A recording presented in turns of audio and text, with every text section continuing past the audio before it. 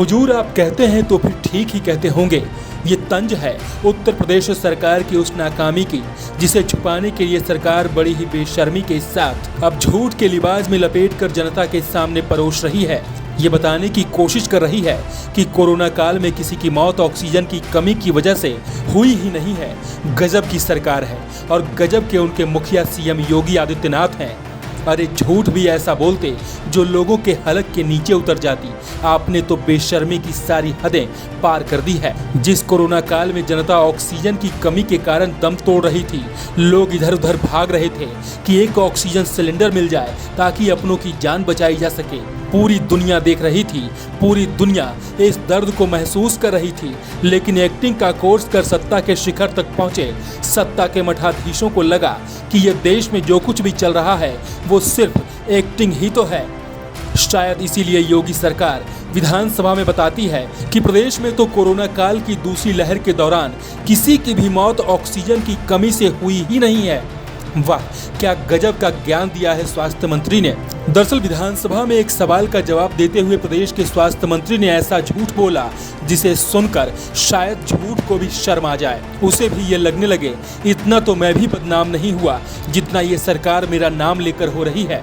बहरहाल स्वास्थ्य मंत्री ने कहा कि कोरोना की दूसरी लहर में किसी की भी मौत ऑक्सीजन की कमी से नहीं हुई है। अब उनके इस जवाब पर मशहूर कवि कुमार विश्वास ने अपने ही अंदाज में तंज कसा। एक तस्वीर अपने ट्विटर अकाउंट पर साझा करते हुए लिखा, हुजूर आप कहते हैं तो ठीक ही कहते होंगे। सवाल, क्या कोरोना की दूसरी लहर में यूपी में ऑक्सीजन की कमी से मौतें हुई है? जवाब, प्रदेश में कोरोना की दूसरी लहर में ऑक्सीजन की कमी से किसी व्यक्ति की मृत्यु सूचित नहीं हुई है। विधानसभा में स्वास्थ्य मंत्री जय प्रताप सिंह का जवाब। स्वास्थ्य मंत्री का ये जवाब ही ऐसा था कि देखते ही देखते सोशल मीडिया पर वायरल हो गया और लोगों ने जमकर मजे ले लिए। प्रमिला नाम की यूजर ने कुमार विश्वास के ट्वीट के जवाब में लिखा, हो ना हो लोग कार्बन डाइऑक्साइड की कमी से ही मरे होंगे। इतने बड़े मंत्री क्या झूठ बोलेंगे? गलती सरासर हमारी आपकी है। हम लोग आखिर ऑक्सीजन सांस में लेते ही क्यों हैं? वहीं एक प्रवीण नाम के यूजर ने लिखा, इन्हें क्या पता कोरोना क्या होता है। साहब कोरोना की तो उस गरीब से पूछो जिसके अपने ठिकाने उजड़ गए। मतलब गजब की है योगी सरकार।